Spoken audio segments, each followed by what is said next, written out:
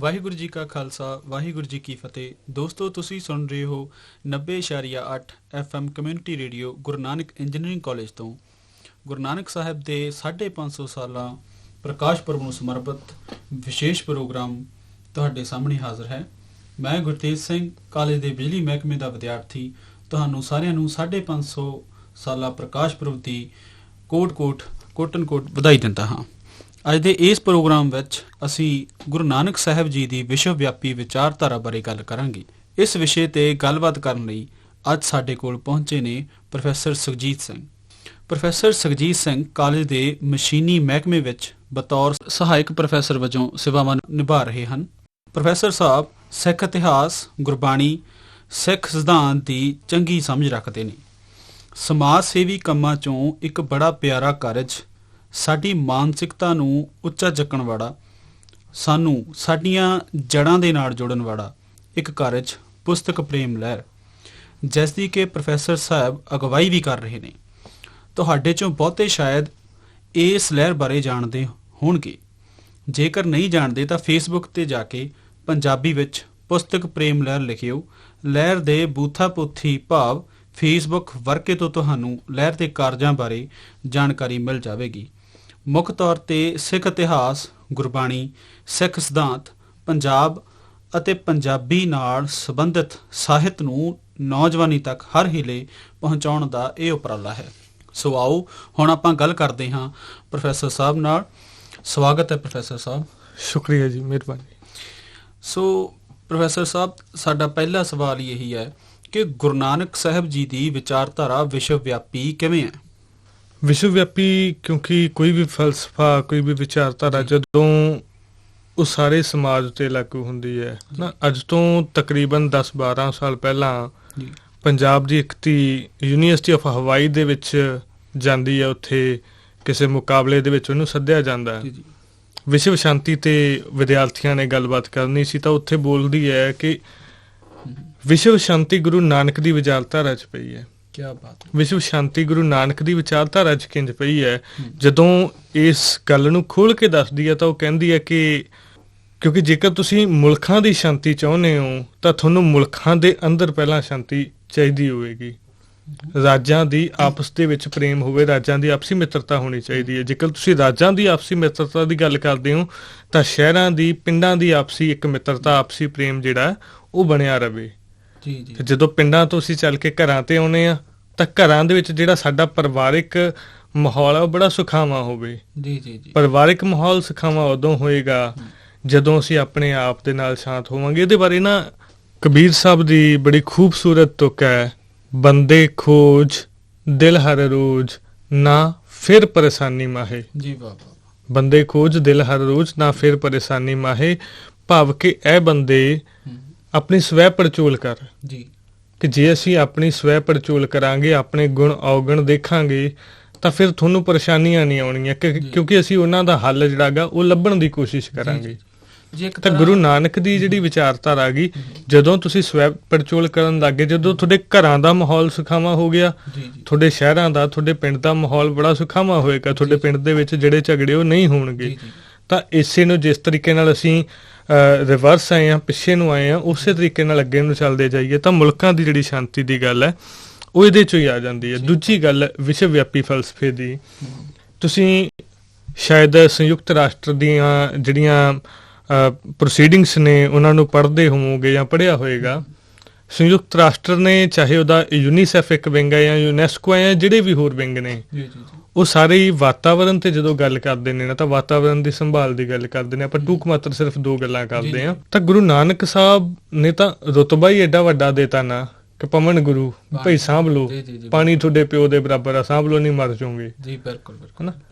ਤਾਂ ਮੇਰੇ ਖਿਆਲ ਹੈ ਕਿ ਜਿਹੜੀ ਗੱਲ ਗੁਰੂ ਨਾਨਕ ਸਾਹਿਬ 600 ਸਾਲ ਪਹਿਲਾਂ ਕਰਦੇ ਨੇ, 550 ਸਾਲ ਪਹਿਲਾਂ, ਉਹ ਸੰਪੂਰਨ ਤੌਰ 'ਤੇ ਲਾਗੂ ਹੁੰਦੀ ਹੈ ਦੁਨੀਆ ਦੇ ਕਿਸੇ ਵੀ ਖਿੱਤੇ ਦੇ ਵਿੱਚ, ਕਿਸੇ ਵੀ ਖਿੱਤੇ ਦੇ ਲੋਕਾਂ 'ਤੇ।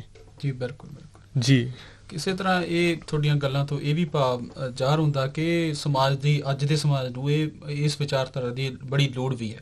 ਸੋ ਇਸੇ ਨਾਲ ਤੁਸੀਂ ਗੱਲ ਕੀਤੀ ਆ ਸਵੈ ਪੜਚੋਲ ਰਾਹੀਂ ਵਿਸ਼ਵ ਦੀ ਸ਼ਾਂਤੀ ਦੀ, ਔਰ ਮੈਂ ਇਸੇ ਨਾਲ ਹੋਰ ਗੱਲ ਇੱਕ ਸਵਾਲ ਪੁੱਛਣਾ ਚਾਹੂੰਗਾ ਕਿ ਸਮਾਜਿਕ ਬਰਾਬਰਤਾ ਨੂੰ ਗੁਰੂ ਨਾਨਕ ਸਾਹਿਬ ਦੀ ਵਿਚਾਰਧਾਰਾ ਵਿੱਚੋਂ ਤੁਸੀਂ ਕਿਵੇਂ ਦੇਖਦੇ ਹੋ?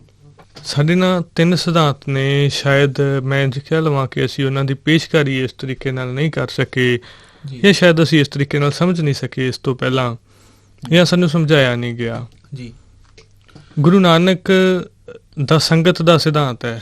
ਸ਼ਾਮੀ ਕਰਤਾਰਪੁਰ ਗੁਰੂ ਸਾਹਿਬ ਬੈਠਦੇ ਨੇ, ਡੇਲੀ ਜਦੋਂ ਭਾਈ ਮਰਦਾਨਾ ਦੇ ਨਾਲ ਸੰਗਤ ਕਰਦੇ ਨੇ, ਕਿਉਂਕਿ ਗੁਰੂ ਨਾਨਕ ਦੀ ਨਾ ਕਿਤੇ ਵੀ ਉਹਨਾਂ ਨੇ ਜਾਣਾ, ਪਬਲਿਕ ਨੂੰ ਇਕੱਠਿਆਂ ਕਰਨਾ, ਜਦੋਂ ਲੋਕਾਂ ਨੂੰ ਇਕੱਠਾ ਕਰਨਾ ਗਾ ਆਪਣੀ ਗੱਲ ਰੱਖਣ ਦੇ ਲਈ, ਉਹਨਾਂ ਦੇ ਕੋਲ ਇੱਕ ਬੜਾ ਖੂਬਸੂਰਤ ਤਰੀਕਾ, ਉਹਨਾਂ ਨੇ ਮਿਊਜ਼ਿਕ ਨੂੰ ਵਰਤਣਾ ਗਾ, ਸੰਗੀਤ ਨੂੰ ਵਰਤਣਾ, ਰਬਾਬ ਦੇ ਨਾਲ ਲੋਕ ਖਿੱਚੇ ਆਉਂਦੇ ਨੇ, ਕੀਰਤਨ ਦੇ ਨਾਲ, ਹਨਾ। ਹੁਣ ਜਦੋਂ ਲੋਕ ਸੁਣਦੇ ਨੇ, ਉੱਥੇ ਜਿਹੜੀ ਸੰਗਤ ਲੱਗਦੀ ਹੈ, ਚਾਹੇ ਜਦੋਂ ਵੀ ਕਿਤੇ ਜਾਂਦੇ ਨੇ ਜਾਂ ਬਾਅਦ ਦੇ ਵਿੱਚ ਜਿਹੜਾ ਆਖਰੀ ਸਮਾਂ ਅਸੀਂ ਕਰਤਾਰਪੁਰ ਦਾ ਦੇਖਦੇ ਹਾਂ, ਉੱਥੇ ਜਿਹੜੀ ਸੰਗਤ ਹੈ, ਉਹ ਸੰਗਤ ਇੱਕ ਬਰਾਬਰ ਬੈਠ ਕੇ ਸੁਣਦੀ ਹੈ। ਉੱਥੇ ਚਾਹੇ ਕੋਈ ਰਾਜਾ, ਜਿਹੜਾ ਮਾਡਲ ਅਸੀਂ ਅੱਜ ਗੁਰਦੁਆਰਾ ਸਾਹਿਬ ਦੇ ਵਿੱਚ ਵੀ ਦੇਖਦੇ ਹਾਂ, ਚਾਹੇ ਕੋਈ ਦਰਜਾ 4 ਕਰਮਚਾਰੀ ਹੈ, ਚਾਹੇ ਦਰਜਾ 1 ਕਰਮਚਾਰੀ ਹੈ, ਚਾਹੇ ਕੋਈ ਰਾਜਾ, ਚਾਹੇ ਮੰਗਤਾ, ਆਰਥਿਕ ਪੱਖੋਂ ਕਿੰਨਾ ਵੀ ਅਮੀਰ ਜਾਂ ਗਰੀਬ ਹੈ, ਉੱਥੇ ਸਾਰੇ ਬਰਾਬਰ ਬੈਠਣਗੇ। ਤਾਂ ਸੰਗਤ ਦਾ ਸਿਧਾਂਤ ਜਿਹੜਾ ਹੈਗਾ ਉਹ ਸਮਾਜਿਕ ਬਰਾਬਰਤਾ ਦਾ ਸਿਧਾਂਤ ਹੋ ਗਿਆ। ਸਾਨੂੰ ਇਹਨਾਂ ਚੀਜ਼ਾਂ ਨੂੰ ਸ਼ਾਇਦ ਸਮਝਣ ਦੀ ਲੋੜ ਸੀ।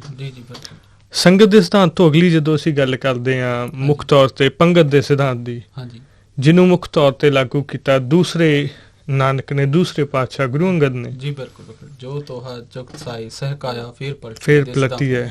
ਜੀ, ਮਤਲਬ ਅਸੀਂ ਜਿਹੜਾ ਲੰਗਰ ਵੀ ਹੈ ਨਾ, ਲੰਗਰ ਦੀ ਪੇਸ਼ਕਾਰੀ ਵੀ ਸਿਰਫ ਇਹੀ ਕਰ ਸਕੇ ਹਾਂ ਹੁਣ ਤੱਕ ਕਿ ਠੀਕ ਹੈ ਕਿ ਲੋਕਾਂ ਦੇ ਢਿੱਡ ਭਰਨ ਤੱਕ ਸੀਮਤ ਹੈ, ਜਾਂ ਅਸੀਂ ਗੁਰਦੁਆਰਾ ਸਾਹਿਬ ਜਾਣਾ, ਠੀਕ ਹੈ, ਕਿਤੇ ਵੀ ਗਏ ਲੰਗਰ ਛਕ ਕੇ ਆ ਗਏ, ਲੇਕਿਨ ਲੰਗਰ ਸਿਰਫ ਤੇ ਸਿਰਫ ਇੱਥੋਂ ਤੱਕ ਸੀਮਤ ਨਹੀਂ ਹੈ। ਸਾਨੂੰ ਲੰਗਰ ਦੇ ਸਿਧਾਂਤ ਨੂੰ ਸਮਝਣਾ ਪਏਗਾ। ਲੰਗਰ ਦਾ ਸਿਧਾਂਤ ਵੀ ਸੰਗਤ ਦੇ ਸਿਧਾਂਤ ਵਾਂਗੂ ਬਰਾਬਰਤਾ ਦਾ ਸਿਧਾਂਤ ਹੈ, ਕੰਸੈਪਟ ਆਫ ਇਕੁਐਲਿਟੀ ਹੈ। ਬਿਲਕੁਲ। ਤੁਸੀਂ ਮੈਂ ਥੋੜਾ ਜਿਹਾ ਪਿੱਛੇ ਲੈ ਜਾਣਾ, ਜ਼ਿਕਰ ਗੁਰੂ ਨਾਨਕ ਸਾਹਿਬ ਦੇ ਵੇਲੇ ਤੇ ਆਪਾਂ ਜਾਂਦੇ ਹਾਂ, ਜਿਹੜੀ ਅਸੀਂ ਸਾਖੀ ਅਕਸਰ ਸੁਣਦੇ ਹਾਂ 20 ਰੁਪਈਆਂ ਦੇ ਲੰਗਰ ਵਾਲੀ, ਉਹਨੂੰ ਸਾਨੂੰ ਇੱਕ ਹੋਰ ਨੁਕਤਾ ਨਜ਼ਰ ਤੋਂ ਦੇਖਣ ਦੀ ਲੋੜ ਹੈ।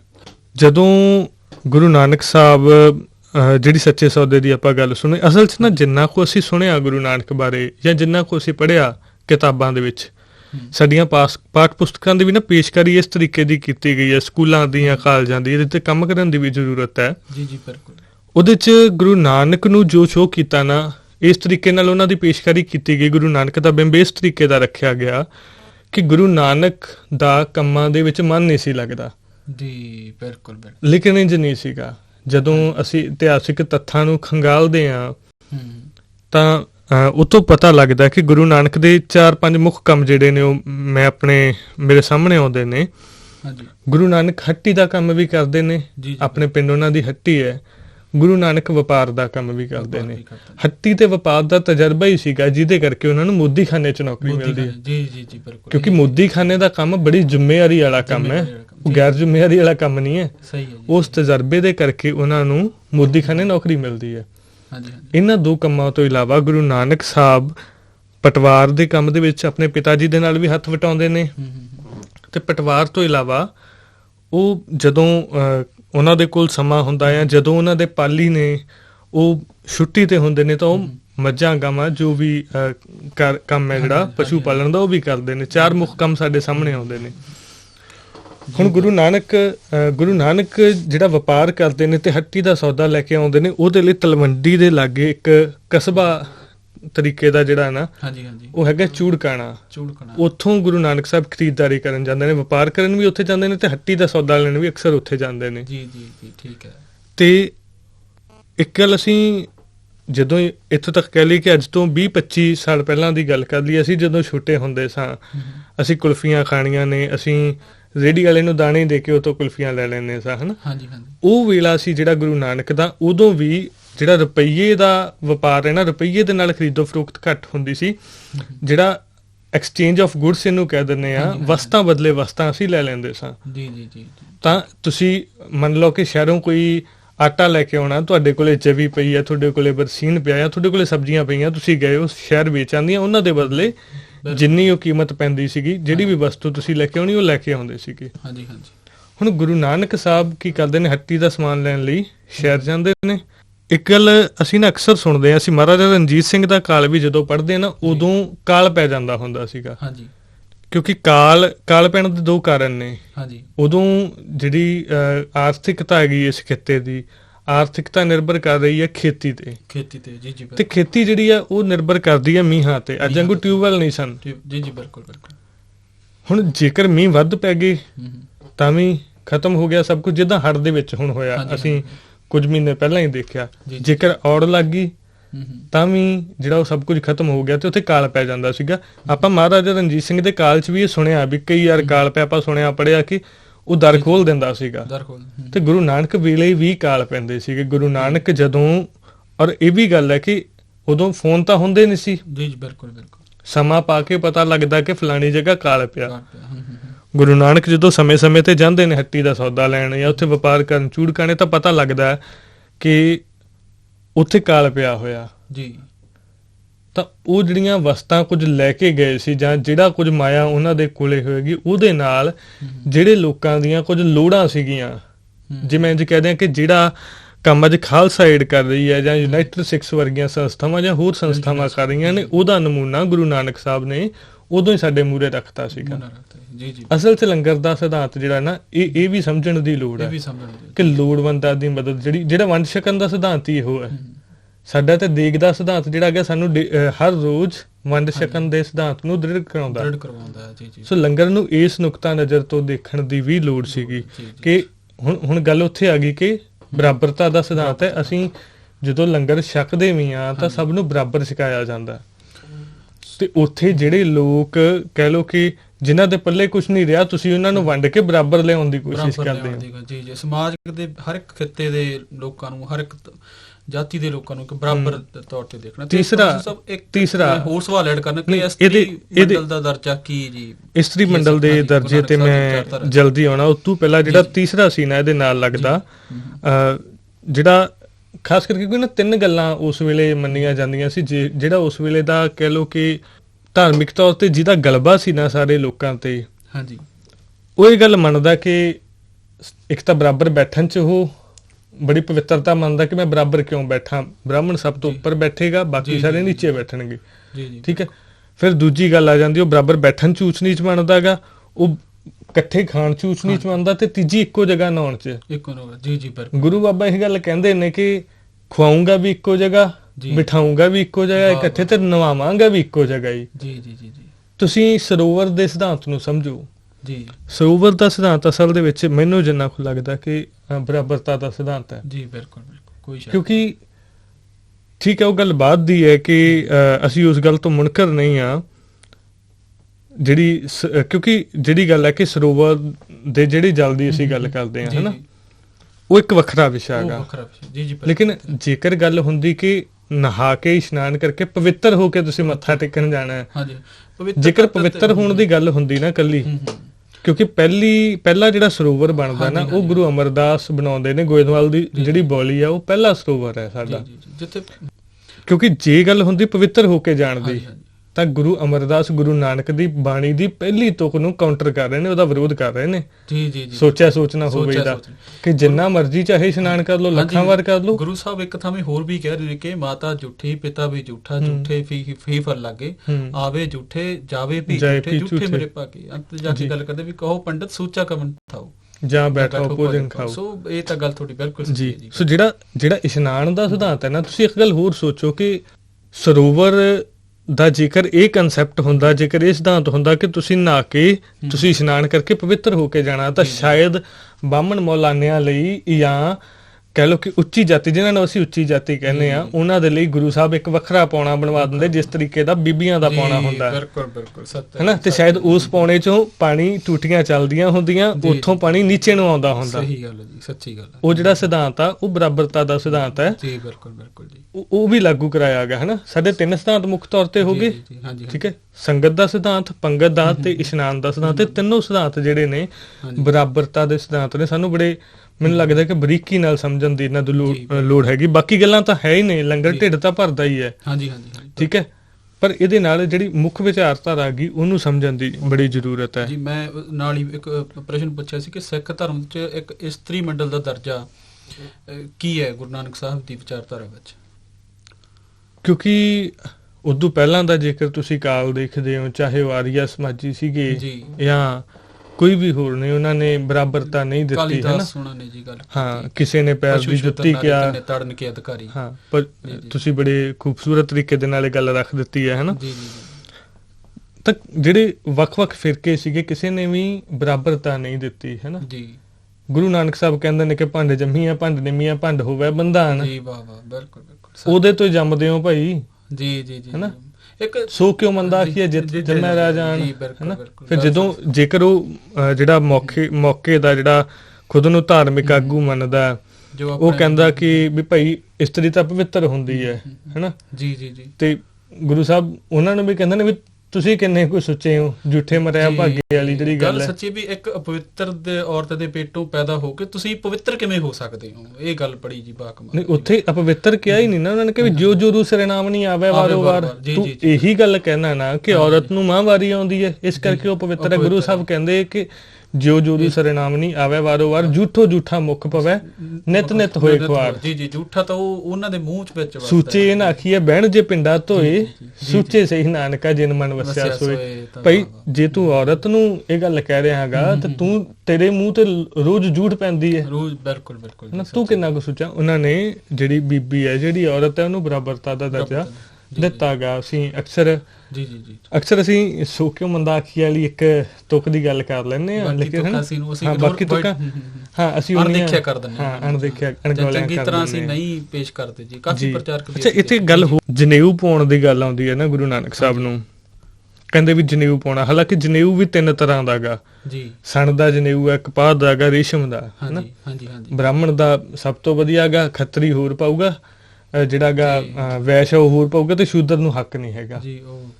ਜਦੋਂ ਕਹਿੰਦੇ ਨੇ ਵੀ ਗੁਰੂ ਸਾਹਿਬ ਤੁਹਾਨੂੰ ਅਸੀਂ ਜਨੇਊ ਪਵਾਉਣਾ ਗਾ, ਗੁਰੂ ਸਾਹਿਬ ਕਹਿੰਦੇ ਵੀ ਠੀਕ ਹੈ ਪਵਾ ਦਿੰਦੇ ਆ, ਵੀ ਮੇਰੀ ਭੈਣ ਨੂੰ ਜਨੇਊ ਪਾਓ। ਕਹਿੰਦੇ ਨਹੀਂ, ਕਿ ਭੈਣ ਨੂੰ ਜਨੇਊ ਨਹੀਂ ਪਵਾਇਆ ਜਾ ਸਕਦਾ ਕਿਉਂਕਿ ਔਰਤ ਹੈ, ਔਰਤ ਨੂੰ ਜਨੇਊ ਨਹੀਂ ਪਵਾਇਆ ਜਾ ਸਕਦਾ। ਕਹਿੰਦੇ ਠੀਕ ਹੈ ਭਾਈ, ਮਰਦਾਨੇ ਨੂੰ ਪਵਾ ਦਿਓ, ਮੇਰਾ ਮਿੱਤਰ ਹੈ, ਬੜਾ ਪ੍ਰੇਮ ਹੈ ਮੇਰਾ ਇਹਦੇ ਨਾਲ। ਕਹਿੰਦੇ ਨਹੀਂ ਜੀ, ਸ਼ੂਦਰ ਹੈ, ਮਰਾਸੀ ਹੈ, ਨਹੀਂ ਪਵਾਇਆ ਜਾ ਸਕਦਾ। ਗੁਰੂ ਸਾਹਿਬ ਕਹਿੰਦੇ ਵੀ ਨਹੀਂ, ਫਿਰ ਮੈਨੂੰ ਇਹ ਜਨੇਊ ਪ੍ਰਵਾਨ ਹੀ ਨਹੀਂਗਾ। ਮਤਲਬ ਘਰ ਤੋਂ ਸ਼ੁਰੂਆਤ ਕੀਤੀ ਜੀ ਉਹਨਾਂ ਨੇ। ਉਸ ਚੀਜ਼ ਨੂੰ ਕੇਵਲ ਉਪਦੇਸ਼ ਨਹੀਂ ਕੀਤਾਗਾ ਲੋਕਾਂ ਨੂੰ, ਉਸ ਚੀਜ਼ ਨੂੰ ਪ੍ਰੈਕਟੀਕਲੀ ਖੁਦ ਵੀ ਇੰਪਲੀਮੈਂਟ ਕਰਕੇ ਦੱਸਿਆਗਾ, ਲਾਗੂ ਕਰਕੇ ਦੱਸਿਆ ਵੀ ਭਾਈ ਜਿਹੜਾ ਲਾਗੂ ਕਰਕੇ ਗੱਲ ਦੱਸੀ ਹੈ ਵੀ ਠੀਕ ਹੈ, ਮੈਨੂੰ ਪ੍ਰਵਾਨ ਨਹੀਂਗਾ, ਮੈਨੂੰ ਉਹ ਚਾਹੀਦਾ ਜਿਹੜਾ ਅਸੀਂ ਪੜ੍ਹਦੇ ਹਾਂ, ਦਇਆ ਕਬਾ ਸੰਤੋਖ ਸੂਤ ਜਤ ਗੰਢੀ ਤਤ ਵੱਟ। ਜੀ ਜੀ ਜੀ ਜੀ, ਇਹੋ ਜਨੇਊ ਜੀਓ ਕਾ ਹੈ ਤਾਂ ਭਾਂਡੇ ਘੱਟ, ਏਦਾਂ ਦਾ ਹੈਗਾ ਤੇ ਦੇ ਦੇ ਭਾਈ। ਦਇਆ ਰੂਪੀ ਜਿਹੜੀ ਕਪਾਹ ਆ, ਹਨਾ, ਹਾਂਜੀ ਹਾਂਜੀ ਹਾਂਜੀ ਹਾਂਜੀ, ਸੰਤੋਖ ਰੂਪੀ ਧਾਗਾ ਹੈਗਾ ਤੇ ਦੇ ਦੇ, ਪ੍ਰਵਾਨ ਹੈ ਮੈਨੂੰ, ਅਸੀਂ ਪਾਵਾਂਗੇ। ਜੀ ਜੀ, ਲੇਕਿਨ ਜੇ ਤੂੰ ਪੱਖਪਾਤ ਰੱਖਣਾ ਕਿ ਔਰਤ ਨਹੀਂ ਪਾ ਸਕਦੀ, ਜੇ ਤੂੰ ਪੱਖਪਾਤ ਰੱਖਣਾ ਕਿ ਜਿਹੜਾ ਹੈਗਾ ਸ਼ੂਦਰ ਨਹੀਂ ਪਾ ਸਕਦਾ, ਸਾਨੂੰ ਪ੍ਰਵਾਨ ਨਹੀਂ। ਅਸੀਂ ਬਾਣੀ 'ਚ ਪੜ੍ਹਦੇ ਹਾਂ ਨਾ ਕਿ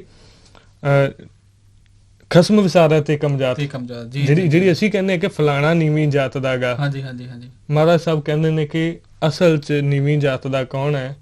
ਜਿਹੜੇ ਰੱਬ ਨੂੰ ਭੁੱਲੇ ਹੋਏ ਲੋਕ ਨੇ, ਹਨਾ। ਜੀ ਜੀ ਜੀ, ਜਿਹਨੇ ਜ਼ਮੀਰ ਨੂੰ ਵੀ, ਮੈਨੂੰ ਲੱਗਦਾ ਕਿ ਸ਼ਾਇਦ ਅਸੀਂ ਸਿੱਖਾਂ ਨੇ ਵੀ ਨਾ ਇਸ ਚੀਜ਼ ਨੂੰ ਪ੍ਰਵਾਨਿਆ ਨਹੀਂ ਚੱਜ ਨਾਲ। ਗੁਰੂ ਸਾਹਿਬ ਨੂੰ ਅਸੀਂ ਨਾ ਪੜ੍ਹਿਆ ਤਾਂ ਜ਼ਰੂਰ ਹੈ, ਪਰ ਅਸੀਂ ਲਾਗੂ ਨਹੀਂ ਕੀਤਾ, ਕਿਉਂਕਿ ਨਾ ਇਹ ਗੱਲਾਂ ਅਸੀਂ ਅੱਜ ਵੀ ਪਿੰਡਾਂ ਦੇ ਵਿੱਚ ਦੇਖਦੇ ਹਾਂ। ਬਿਲਕੁਲ ਸੱਚ ਹੈ ਜੀ। ਇਹ ਡਾਕਟਰ ਮੁਹੰਮਦ ਇਕਬਾਲ ਵੀ ਇੱਕ ਸਾਹਮਣੇ ਆਪਣੀ ਇੱਕ ਨਾਨਕ ਨਾਮ ਦੀ ਨਜ਼ਮ ਵਿੱਚ ਗੱਲ ਕਰਦੇ ਆ ਕਿ ਗੁਰੂ ਨਾਨਕ ਸਾਹਿਬ ਦਾ ਉਸ ਥਾਂ ਤੇ ਅਵਤਾਰ ਹੋਇਆ ਜੀ ਜਿੱਥੇ ਲੋਕ ਅੰਨੇ ਸੀ, ਇੱਕ ਜ਼ਮੀਨ ਬੰਜਰ ਸੀ ਤੇ ਉੱਥੇ ਮੀਂਹ ਪੈ ਗਿਆ ਹੋਵੇ। ਉਹ ਗੱਲ ਕਰਦੇ ਕਿ ਸ਼ਮਾਏ ਹੱਕ ਸੇ ਜੋ ਮਨੋਵਰ ਹੋ ਉਹ ਜੇ ਮਹਿਫਲ ਨਾ ਥੀ, ਬਾਰਿਸ਼ੇ ਰਹਿਮਤ ਹੋਈ ਪਰ ਜ਼ਮੀਨ ਕਾਬਲ ਨਾ ਥੀ।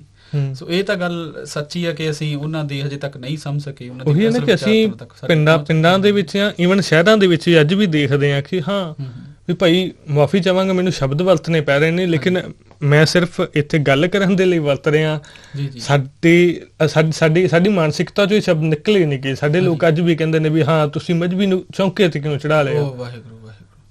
ਕਮਾਲ ਹੈ ਵੀ ਅਸੀਂ ਇੱਕ ਪਾਸੇ ਗੁਰੂ ਨਾਨਕ ਦੇ ਸਿੱਖ ਹੋਣੇ ਆ, ਦੂਜੇ ਪਾਸੇ ਅਸੀਂ ਜਿਹੜਾ ਹੈਗਾ ਉਹਨਾਂ ਦੇ ਵਿਚਾਰਧਾਰਾ ਨੂੰ ਮੰਨਿਆ ਹੀ ਨਹੀਂ, ਹਨਾ ਜੀ। ਬਿਲਕੁਲ ਸੱਚ ਹੈ ਜੀ, ਸੱਚ ਹੈ। ਮੈਨੂੰ ਲੱਗਦਾ ਵੀ ਉਹ ਗੱਲ ਹੋ ਗਈ ਵੀ ਪਿਓ ਨੂੰ ਪਿਓ ਤਾਂ ਕਹਿੰਦੇ ਆ, ਪਿਓ ਦੀ ਨਹੀਂ ਮੰਨਦੇ। ਸਾਨੂੰ ਪਹਿਲਾਂ ਇਹ ਗੱਲਾਂ ਮੰਨਣੀਆਂ ਪੈਣਗੀਆਂ ਸ਼ਾਇਦ, ਕਿਉਂਕਿ ਸਿੱਖੀ ਦਾ ਪ੍ਰਚਾਰ ਨਾ ਕਿਰਦਾਰ ਨਾਲ ਹੋਣਾ ਕਿਰਦਾਰ ਲੱਗ ਨਾਲ ਪਏ। ਹੁਣੇ ਹੀ ਕਿਰਦਾਰ ਨਾਲ ਹੁਣੇ ਹੀ ਗੁਰੂ ਸਾਹਿਬ ਦੇ ਕਿਰਦਾਰ। ਵੇਲਿਆਂ ਤੇ ਕੋਈ ਦੀਵਾਨ ਨਹੀਂ ਸੀ ਲੱਗਦੇ, ਕੋਈ ਸੈਮੀਨਾਰ ਨਹੀਂ ਸੀ ਹੁੰਦੇ, ਸੱਚ ਹੈ ਜੀ, ਸੱਚ। ਤੁਹਾਡੇ ਕਿਰਦਾਰਾਂ ਨੂੰ ਵੇਖ ਕੇ ਲੋਕ ਤੁਹਾਡੇ ਨਾਲ ਆਣ ਕੇ ਜੁੜਦੇ ਸੀਗੇ। ਜੀ। ਸੱਚ ਹੈ। ਸੋ ਮੇਰਾ ਇਸੇ ਨਾਲ ਹੀ ਜੀ ਅਗਲਾ ਸਵਾਲ ਹੈ ਕਿ ਅਸੀਂ ਅੱਜ ਨੌਜਵਾਨਾਂ ਦੀ ਇਸ ਸੰਸਥਾ ਵਿੱਚ ਬੈਠੇ ਹਾਂ, ਗੁਰੂ ਨਾਨਕ ਇੰਜੀਨੀਅਰਿੰਗ ਕਾਲਜ ਦੇ ਵਿੱਚ। ਸੋ ਗੁਰੂ ਸਾਹਿਬ ਦੀ ਵਿਚਾਰਧਾਰਾ ਚੋਂ ਤੁਸੀਂ ਕੀ ਸੁਨੇਹਾ ਦੇਣਾ ਚਾਹੁੰਦੇ ਹੋ ਸਾਡੇ ਵਿਦਿਆਰਥੀਆਂ ਨੂੰ ਤੇ ਸਾਡੇ ਰੇਡੀਓ ਤੇ ਸੁਣ ਰਹੇ ਨੌਜਵਾਨ ਸਰੋਤਿਆਂ ਨੂੰ? ਪੰਜਵੇਂ ਨਾਨਕ ਨੇ ਜਿਹੜੇ ਗੁਰੂ ਅਰਜਨ ਸਾਹਿਬ ਨੇ, ਉਹਨਾਂ ਨੇ ਇੱਕ ਗੱਲ ਕੀਤੀ ਸੀ ਕਿ ਅਗਾਹਾਂ ਕੁਤਰਾਂਗ ਪਿਛਾਹਾਂ ਫੇਰਨਾ ਮੋਹੜਾ।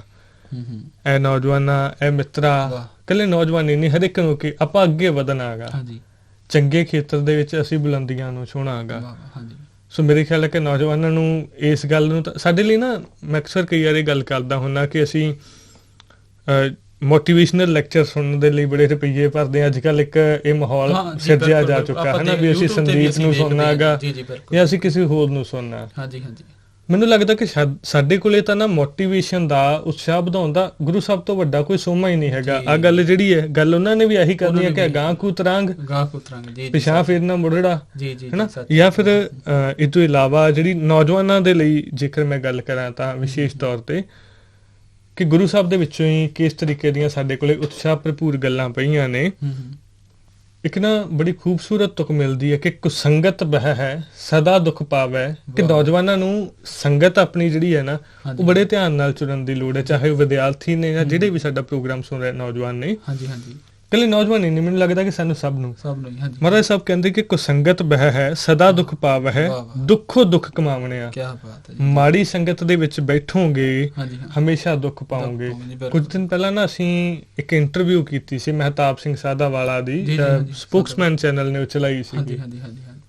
ਉਹਦੇ ਚੋਂ ਇੱਕ ਗੱਲ ਦੱਸਦਾ ਕਿ ਉਹਦੇ ਦੋਸਤ ਜਿਹੜੇ ਸੀ ਸ਼ਰਾਬ ਪੀਂਦੇ ਸੀ, ਉਹਨਾਂ ਦੇ ਨਾਲ ਉਹ ਬੈਠਦਾ, ਉਹ ਕਹਿੰਦੇ ਕਿ ਤੂੰ ਨਾਲ ਬੈਠ ਜਾ ਕਰ, ਕੋਈ ਗੱਲ ਨਹੀਂ, ਤੂੰ ਸਿਰਫ ਕੋਕ ਪੀ ਲਿਆ ਕਰ।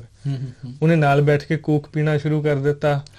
ਕੋਕ ਤੋਂ ਚੱਲਦਿਆਂ ਕਹਿੰਦੇ ਕੋਈ ਗੱਲ ਨਹੀਂ, ਬੀਅਰ ਪੀ ਲੈ, ਹਨਾ। ਬੀਅਰ ਤੋਂ ਫਿਰ ਦਾਰੂ ਤੇ ਆ ਜਾਂਦਾ ਤੇ ਫਿਰ ਉਹ ਹਰ ਇੱਕ ਕਿਸਮ ਦਾ ਨਸ਼ਾ ਕਰਦਾ। ਗੱਲ ਵੱਖਰੀ ਹੈ ਕਿ ਗੁਰੂ ਸਾਹਿਬ ਦੀ ਚਲੋ ਕਿਰਪਾ ਹੁੰਦੀ ਹੈ, ਬੰਦੇ ਨੂੰ ਸੱਟ ਲੱਗਦੀ ਹੈ, ਉਹ ਵਾਪਸ ਅੱਜ ਮੇਰੇ ਖਿਆਲ ਬੜਾ ਵਧੀਆ ਸਿੱਖ ਚਿੰਤਕ ਹੈ ਸਾਡਾ ਮਹਿਤਾਬ ਸਿੰਘ, ਹੈ ਨਾ। ਮਤਲਬ ਤੁਹਾਡੀ ਸੰਗਤ ਇਹ ਡਿਫਾਈਨ ਕਰੇਗੀ, ਇਹ ਇਸ ਗੱਲ ਨੂੰ ਪ੍ਰਭਾਸ਼ਿਤ ਕਰੇਗੀ ਕਿ ਤੁਹਾਡਾ ਜੀਵਨ ਕਿੱਦਾਂ ਦਾ ਹੋਣਾ।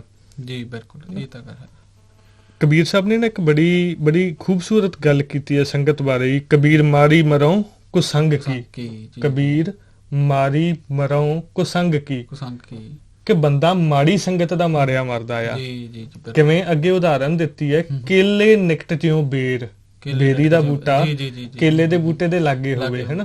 ਉਹ ਕੀ ਕਰਦਾ, ਕਿਉਂਕਿ ਬੇਰੀ ਨੂੰ ਕੰਢੇ ਹੁੰਦੇ ਨੇ ਤੇ ਕੇਲੇ ਦਾ ਜਿਹੜਾ ਬੂਟਾ ਉਹਦੇ ਪੱਤੇ ਬੜੇ ਨਰਮ ਜਿਹੇ ਹੁੰਦੇ ਨੇ। ਕਬੀਰ ਮਾਰੀ ਮਰੋਂ ਕੋ ਸੰਗ ਕੀ, ਕੇਲੇ ਨਿਕਟ ਜਿਉਂ ਬੇਰ, ਉਹ ਝੂਲਾ ਉਹ ਚੀਰੀ ਹੈ। ਕੇਲੇ ਦਾ ਬੂਟਾ ਤੇ ਝੂਲਦਾ ਉਹਦੇ ਆਪ ਦੇ ਵਿੱਚ, ਲੇਕਿਨ ਬੇਰੀ ਜਿਹੜੀ ਆ ਉਹਨੂੰ ਚੀਰ ਦਿੰਦੀ ਹੈ। ਸਖਤ ਸੰਗ ਨਾ ਹੇਰ ਵੀ। ਭਾਈ ਜਿਹੜੇ ਰੱਬ ਨਾਲੋਂ ਟੁੱਟੇ ਹੋਏ ਮਨੁੱਖ ਨੇ, ਜਿਹੜੇ ਮਾੜੀ ਵਿਚਾਰਧਾਰਾ ਵਾਲੇ ਮਨੁੱਖ ਨੇ, ਵੀ ਭਾਈ ਉਹਦੀ ਸੰਗਤ ਨਾ ਕਰੋ। ਹਨਾ, ਮੇਰੇ ਖਿਆਲ ਹੈ ਕਿ ਇਹਨਾਂ ਦੋ ਗੱਲਾਂ ਦੇ ਵਿੱਚ ਇੱਕ ਤਾਂ ਸੰਗਤ ਦੀ ਗੱਲ ਕਲੀਅਰ ਹੋਊਗੀ ਕਿ ਨੌਜਵਾਨ ਆਪਣੀ ਸੰਗਤ ਬੜੇ ਧਿਆਨ ਨਾਲ ਡਿਸਾਈਡ ਕਰੇ, ਤੇ ਅਗਲੀ ਗੱਲ ਆ ਜਾਂਦੀ ਹੈ ਕਿ ਹਮੇਸ਼ਾ ਚੰਗੇ ਖੇਤਰ ਦੇ ਵਿੱਚ ਅਸੀਂ ਚੜ੍ਹਦੀ ਕਲਾ ਦੀ ਸੋਚਣੀ ਹੈ। ਬਿਲਕੁਲ, ਜਿਵੇਂ ਤੁਸੀਂ ਪਹਿਲਾਂ ਵੀ ਗੱਲ ਕੀਤੀ ਔਰ ਜੜ੍ਹਾਂ ਦੇ ਨਾਲ ਜੁੜਨਾ ਹੈਗਾ।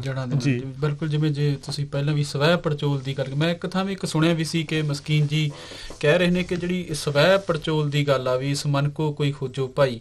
ਉਹ ਕਹਿੰਦੇ ਵੀ ਕਹਿਣਾ ਤਾਂ ਨਹੀਂ ਚਾਹੀਦਾ ਕਿ ਕਿਉਂਕਿ ਇਹ ਗੁਸਤਾਖੀ ਹੁੰਦੀ ਹੈ ਜੀ ਉਹ ਰੱਬ ਦੇ ਪ੍ਰਤੀ। ਤੇ ਉਹ ਕਹਿੰਦੇ ਵੀ ਜਿਹੜਾ ਮਨ ਨੂੰ ਖੋਜਣਾ ਜੀ, ਸਵੈ ਪੜਚੋਲ ਕਰਨੀ ਆ, ਮਨ ਨੂੰ ਖੋਜਣਾ, ਉਹ ਰੱਬ ਨੂੰ ਖੋਜਣ ਦੇ ਬਰਾਬਰ ਹੈ ਜੀ ਜਿਹੜੀ। ਸੋ ਮੈਂ ਉੱਥੇ ਲੈ ਵੀ ਜਿਹੜੀ ਸੈਲਫ ਦੀ ਗੱਲ ਆ ਨਾ, ਆਪਣੇ ਸਵੈ ਨੂੰ ਖੋਜਣ ਦੀ, ਉਹ ਕਿਤੇ ਨਾ ਕਿਤੇ ਰੱਬ ਨੂੰ ਖੋਜਣ ਦੀ ਆ। ਕਿਉਂਕਿ ਉਦੋਂ ਪਹਿਲਾਂ ਨਾ ਜਿਹੜੀ ਗੱਲ ਆ ਆਪਾਂ ਪੜ੍ਹਦੇ ਹਾਂ ਕਿ ਸਤਿਗੁਰ ਕੀ ਬਾਣੀ ਸਤ ਸਰੂਪ ਹੈ, ਗੁਰਬਾਣੀ ਬਣੀ ਹੈ। ਜੀ ਗੁਰਬਾਣੀ, ਸਤਿਗੁਰ ਕੀ ਬਾਣੀ ਸਤ ਸਰੂਪ ਹੈ, ਬਾਣੀ ਅਕਾਲ ਪੁਰਖ ਦਾ ਸਰੂਪ ਹੈ। ਅਸੀਂ ਗੁਰਬਾਣੀ ਮੰਨਣਾ ਮਤਲਬ ਅਸੀਂ ਅਕਾਲ ਪੁਰਖ ਹੀ ਬਣਨਾ ਆ। ਅਸੀਂ ਉਹਦੇ ਵਾਲੇ ਗੁਣ ਜਿਹੜੇ ਨੇ ਉਹ ਉਹਦੇ ਚ ਲੈ ਕੇ ਆਉਣੇ ਨੇ। ਜਿਹੜੀ ਗੱਲ ਅਸੀਂ ਅੱਜ ਸਵੇਰੇ ਇੱਕ ਕਵਿਤਾ ਚ ਸੁਣ ਰਹੇ ਸਾਂ ਕਿ ਮੈਂ ਅਕਾਲ ਪੁਰਖ ਦਾ ਹੀ ਰੂਪ ਹੈ, ਜਿਹੜੀ ਆਪਾਂ ਬਾਣੀ ਦੇ ਵਿੱਚ ਅਕਸਰ ਪੜ੍ਹਦੇ ਹਾਂ ਨਾ ਕਿ ਹਰ ਤੁਮ ਮੈਂ ਜੋਤ ਧਰੀ, ਜਦੋਂ ਤੁਹਾਡੇ ਚ ਜੋਤ ਹੀ ਉਹਦੀ ਅਕਾਲ ਪੁਰਖ ਦੀ ਧਰੀ ਗਈ ਤਾਂ ਉਹਦਾ ਰੂਪ ਅਸੀਂ ਉਹਦੇ ਚੋਂ ਪ੍ਰਗਟ ਕਰਨਾ ਹੈਗਾ। ਅਸੀਂ ਉਹਦੇ ਅੱਗੇ ਬਣ ਕੇ ਵਿਖਾਉਣਾ। ਪ੍ਰਗਟ ਕਿਵੇਂ ਹੋਣਾ, ਜਦੋਂ ਅਸੀਂ ਉਹਦੇ ਅੱਗੇ ਬਣ ਜਾਵਾਂਗੇ, ਜਦੋਂ ਅਸੀਂ ਉਹਦੇ ਗੁਣ ਧਾਰਨ ਕਰ ਲਏ। ਜੀ ਜੀ ਬਿਲਕੁਲ, ਸੱਤ ਹੈ ਜੀ, ਸੱਤ। ਸਾਨੂੰ ਗੁਣ ਧਾਰਨ ਕਰਨੇ ਪੈਣਗੇ, ਹਨਾ। ਸੋ ਅੰਤ ਵਿੱਚ ਦੋ ਸ਼ਬਦ ਮੈਂ ਤੁਹਾਨੂੰ ਹੋਰ ਪੁੱਛਣਾ ਚਾਹਾਂਗਾ ਕਿ ਸਿੱਖਾਂ ਦੇ 3 ਮੂਲ ਸਿਧਾਂਤ ਮੰਨੇ ਗਏ ਨੇ, ਕਿਰਤ ਕਰੋ, ਨਾਮ ਜਪੋ, ਵੰਡ ਛਕੋ। ਤੁਸੀਂ ਪਹਿਲਾਂ ਵੀ ਥੋੜ੍ਹਾ ਜਿਹਾ ਜ਼ਿਕਰ ਕੀਤਾ, ਤੇ ਤੁਸੀਂ ਇਹਨਾਂ ਤਿੰਨੇ ਸਿਧਾਂਤਾਂ ਨੂੰ ਗੁਰੂ ਸਾਹਿਬ ਦੀ ਵਿਚਾਰਧਾਰਾ 'ਚੋਂ ਇਹ 3 ਸਿਧਾਂਤਾਂ ਨੂੰ ਕਿਵੇਂ ਦੇਖਦੇ ਹੋ ਜੀ? ਅਸੀਂ ਨਾ ਜੀ ਮੈਨੂੰ ਜਿੰਨਾ ਕੁ ਲੱਗਦਾ ਕਿ ਨਾ ਜਿਹੜੇ 3 ਸਿਧਾਂਤਾਂ ਦੇ ਵਿੱਚੋਂ ਜਾਂ ਤੇ ਅਸੀਂ ਇਕੱਲੀ ਕਿਰਤ ਨੂੰ ਜੱਫਾ ਪਾ ਲਿਆ, ਜਾਂ ਅਸੀਂ ਨਾਮ ਨੂੰ ਜੱਫਾ ਪਾ ਲਿਆ ਇਕੱਲੇ ਨੂੰ, ਜਾਂ ਅਸੀਂ ਵੰਡ ਛਕਣ ਨੂੰ। ਜੀ ਜੀ ਜੀ, ਇਹ ਤਾਂ ਗੱਲ ਅਸੀਂ ਤਿੰਨਾਂ ਨੂੰ ਸਮਾਂਤਰ ਰੱਖ ਕੇ ਨਹੀਂ ਚੱਲ ਸਕੇ, ਲੇਕਿਨ ਇਹ ਬੜਾ ਜ਼ਰੂਰੀ ਹੈ ਕਿ ਤਿੰਨਾਂ ਨੂੰ ਪੈਰਲਲ ਲੈ ਕੇ ਤਿੰਨਾਂ ਨੂੰ ਸਮਾਂਤਰ ਅੱਗੇ ਤੋਰਨਾ ਪਏਗਾ। ਜਾਂ ਤੇ ਅਸੀਂ ਇਕੱਲੀ ਕਿਰਤ ਵਾਲੇ ਹੋ ਗਏ, ਜਾਂ ਅਸੀਂ ਇਕੱਲੇ ਨਾਮ ਜਪਣ ਵਾਲੀ ਹੋ ਗਏ, ਤੇ ਜਾਂ ਅਸੀਂ ਇਕੱਲਾ ਵੰਡ ਛਕਣ ਵਾਲੇ ਹੋ ਗਏ। ਕਿਰਤ ਦੀ ਗੱਲ ਜਦੋਂ ਗੁਰੂ ਸਾਹਿਬ ਕਰਦੇ ਨੇ, ਠੀਕ ਹੈ ਕਿ ਕਿਰਤ ਕਰਨੀ ਬੜੀ ਲਾਜ਼ਮੀ ਆ, ਹਨਾ। ਈਵਨ ਚੰਗੀ ਸੱਚੀ ਸੁੱਚੀ ਕਿਰਤ ਕਰਨੀ ਹੈ, ਘਾਲ ਖਾਏ ਕਿ ਛੱਥੋਂ ਦੇ, ਹਨਾ, ਇਹ ਗੱਲ ਆਉਂਦੀ ਹੈ। ਜਾਂ ਸੁਕ੍ਰਿਤ ਕੀਚਿਆ ਦੀ ਗੱਲ ਗੁਰੂ ਸਾਹਿਬ ਕਰਦੇ ਨੇ ਕਿ ਜਿਹੜਾ ਘੱਟੋ ਘੱਟ ਗੁਰੂ ਨਾਨਕ ਸਾਹਿਬ ਦਾ ਸਿੱਖ ਹੈ ਉਹ ਰਿਸ਼ਵਤਖੋਰ ਨਾ ਹੋਵੇ, ਹਨਾ। ਉਹ ਡਿਊਟੀ ਤੋਂ ਕੁਤਾਹੀ ਨਾ ਕਰੇ, ਉਹ ਡਿਊਟੀ ਤੋਂ ਨਾ ਭੱਜੇ ਵੀ ਮੈਨੂੰ ਆਹ ਕੰਮ ਨਾ ਕਰਨਾ ਪਵੇ, ਹਨਾ। ਸੱਚੀ ਸੁੱਚੀ ਕਿਰਤ ਕਰਨੀ ਹੈ। ਕਿਰਤ ਤੋਂ ਅਗਲੀ ਗੱਲ ਜਿਹੜੀ ਆ ਜਾਂਦੀ ਹੈ ਹੁਣ ਨਾਮ ਜਪਣ ਦੀ, ਹਨਾ। ਈਵਨ ਨਾ ਇੱਥੋਂ ਤੱਕ ਮੈਨੂੰ ਲੱਗਦਾ ਕਿ ਨਾਮ ਦਾ ਸਾਡੇ ਮੂਹਰੇ ਸਿਰਫ ਇੱਕ ਹੀ ਰੂਪ ਪੇਸ਼ ਕਰ ਦਿੱਤਾ ਗਿਆ ਜੀ, ਕਿਉਂਕਿ ਅਸੀਂ ਕੋਸ਼ਿਸ਼ ਹੀ ਨਹੀਂ ਨਾ ਕੀਤੀ। ਅਸੀਂ ਦੂਜਿਆਂ ਤੇ ਡਿਪੈਂਡੈਂਟ ਹੋ ਜਾਂਦੇ ਹਾਂ ਕਿ ਸਾਨੂੰ ਕਥਾਵਾਚਕ ਦੱਸੇ, ਸਾਨੂੰ ਜਾਂ ਕੋਈ ਬਾਬਾ ਦੱਸੇ। ਅਸੀਂ ਆਪ ਪੜ੍ਹਦੇ ਨਹੀਂ ਗੇ, ਫਿਰ ਜਿਵੇਂ ਉਹ ਦੱਸਦੇ ਨੇ ਸਾਨੂੰ ਪ੍ਰਵਾਨ ਹੈ। ਲੇਕਿਨ ਅਸੀਂ ਨਾ ਖੁਦ ਪੜ੍ਹੀਏ ਤਾਂ ਸਾਡੀਆਂ ਕੁਝ ਪਰਤਾਂ ਖੁੱਲ੍ਹਦੀਆਂ ਨੇ, ਸਾਡੇ ਸਵਾਲ ਪੈਦਾ ਹੁੰਦੇ ਨੇ।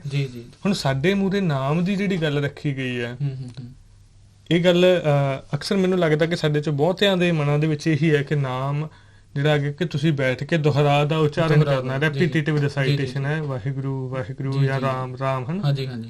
ਇਹ ਇੱਕ ਰੂਪ ਹੈ ਨਾਮ ਦਾ। ਜ਼ਿਕਰ ਇਹ ਕਹਿ ਦਈਏ ਕਿ ਨਾਮ ਸਿਰਫ ਇਹੀ ਹੈ, ਇੰਜ ਨਹੀਂ ਹੈ।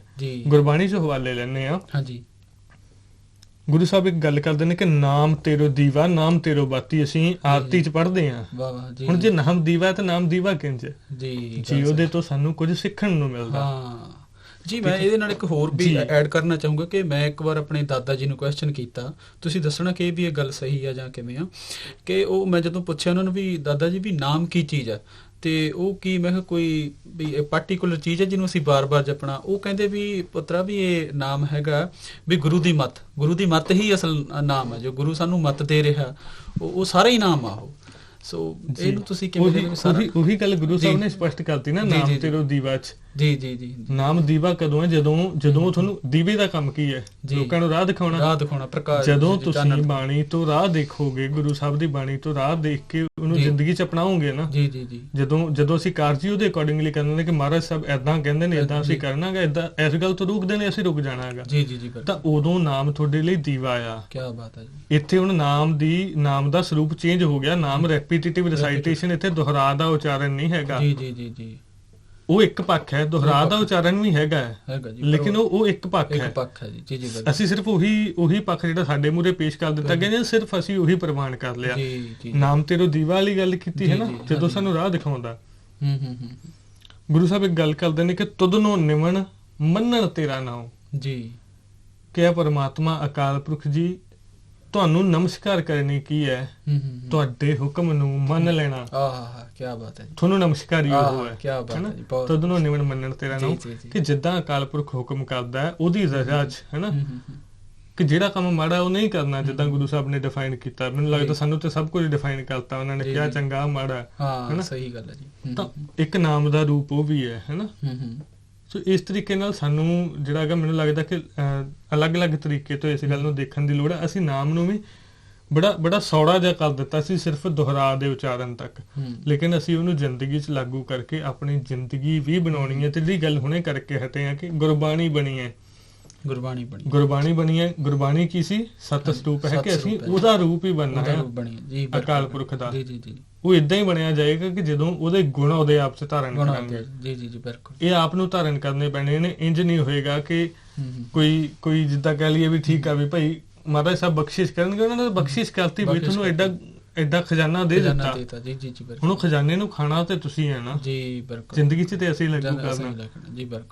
ਅਸੀਂ ਨਾ ਅਵੇਸਲੇ ਬਣਾ ਦਿੱਤੇ ਗਏ ਕਿ ਠੀਕ ਆ ਭਾਈ ਬਖਸ਼ਿਸ਼ ਹੋਏਗੀ, ਭਾਈ ਬਖਸ਼ਿਸ਼ ਤਾਂ ਕਰ ਦਿੱਤੀ, ਐਡਾ ਗੁਰੂ ਗ੍ਰੰਥ ਸਾਹਿਬ ਤੁਹਾਨੂੰ ਦੇਤਾ।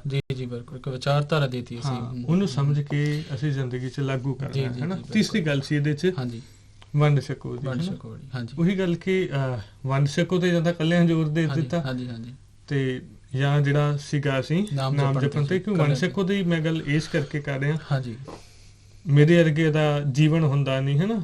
ਠੀਕ ਹੈ, ਹਾਂਜੀ। ਚਲੋ ਚੰਗੀ ਗੱਲ ਹੈ ਕਿ ਅਸੀਂ ਲੋਕਾਂ ਦੀ ਮਦਦ ਕਰ ਰਹੇ ਹਾਂ, ਲੇਕਿਨ ਜੀ, ਜੀ। ਤਿੰਨਾਂ ਚੀਜ਼ਾਂ ਨੂੰ ਬਰਾਬਰ ਲੈ ਕੇ ਸਾਨੂੰ ਅੱਗੇ ਚੱਲਣਾ ਪਵੇਗਾ। ਹਮ, ਇਹਨਾਂ ਜੀ। ਤਿੰਨਾਂ ਸਿਧਾਂਤਾਂ ਤੇ ਜਿਹੜੀ ਸਾਡੀ ਹੈ ਓਵਰਆਲ ਜੇਕਰ ਮੈਂ ਕਹਿ ਦਿਆਂ ਕਿ ਜੀ ਜੀ ਜੀ ਸਿੱਖ ਫਿਲਾਸਫੀ, ਸਿੱਖ ਵਿਚਾਰਧਾਰਾ ਇਹਨਾਂ ਤਿੰਨਾਂ ਸਿਧਾਂਤਾਂ ਤੇ ਖੜੀ ਹੈ। ਜੀ ਜੀ ਜੀ। ਜੀ ਬਿਲਕੁਲ। ਸੋ ਇੰਨੇ ਹੀ ਬੋਲਾਂ ਦੇ ਨਾਲ ਦੋਸਤੋ ਤੁਹਾਡੇ ਕੋਲੋਂ ਇਜਾਜ਼ਤ ਲੈਂਦੇ ਹਾਂ ਅਸੀਂ, ਤੇ ਆਪਣੀ ਤੁੱਛ ਬੁੱਧੀ ਅਨੁਸਾਰ ਕੁਝ ਕੁ ਵਿਚਾਰ ਤੁਹਾਡੇ ਨਾਲ ਅੱਜ ਸਾਂਝੇ ਕੀਤੇ ਨੇ। ਸੋ ਵਿਚਾਰ ਸਾਂਝੇ ਕਰਦੇ ਹੋਏ ਅਨੇਕਾਂ ਤਰ੍ਹਾਂ ਦੀਆਂ ਭੁੱਲਾਂ ਹੋ ਜਾਂਦੀਆਂ ਨੇ, ਸੋ ਉਹਨਾਂ ਤੋਂ ਇਹਨਾਂ ਭੁੱਲਾਂ ਜੇ ਹੋਈਆਂ ਨੇ ਅਸੀਂ ਮੁਆਫੀ ਮੰਗਦੇ ਹਾਂ। 550 ਸਾਲਾਂ ਨੂੰ ਸਮਰਪਿਤ ਮੈਂ ਸਾਰੇ ਹੀ ਦੋਸਤਾਂ ਨੂੰ ਇੱਕ ਦੁਬਾਰਾ ਫੇਰ ਵਧਾਈ ਦਿੰਦਾ ਹਾਂ। ਸੋ ਇੰਨੇ ਹੀ ਬੋਲਾਂ ਦੇ ਨਾਲ ਪ੍ਰੋਫੈਸਰ ਸਾਹਿਬ ਦਾ ਬਹੁਤ ਬਹੁਤ ਧੰਨਵਾਦ ਕਰਦੇ ਹਾਂ, ਅਤੇ ਉਹਨਾਂ ਸਰੋਤਿਆਂ ਦਾ ਵੀ ਬਹੁਤ ਬਹੁਤ ਧੰਨਵਾਦ ਕਰਦੇ ਹਾਂ ਜਿਨ੍ਹਾਂ ਨੇ ਲਗਾਤਾਰ ਸੁਣਦੇ ਆ ਰਹੇ ਨੇ। ਸੋ ਗੱਲਾਂ ਕਰਦੇ ਵਿਚਾਰਾਂ ਕਰਦਿਆਂ ਹੋਇਆਂ ਕਈ ਤਰ੍ਹਾਂ ਦੀਆਂ ਭੁੱਲਾਂ ਹੋ ਜਾਂਦੀਆਂ ਨੇ, ਮਾਫ਼ ਕਰਨਾ। ਵਾਹਿਗੁਰੂ ਜੀ ਕਾ ਖਾਲਸਾ, ਵਾਹਿਗੁਰੂ ਜੀ ਕੀ ਫਤਿਹ।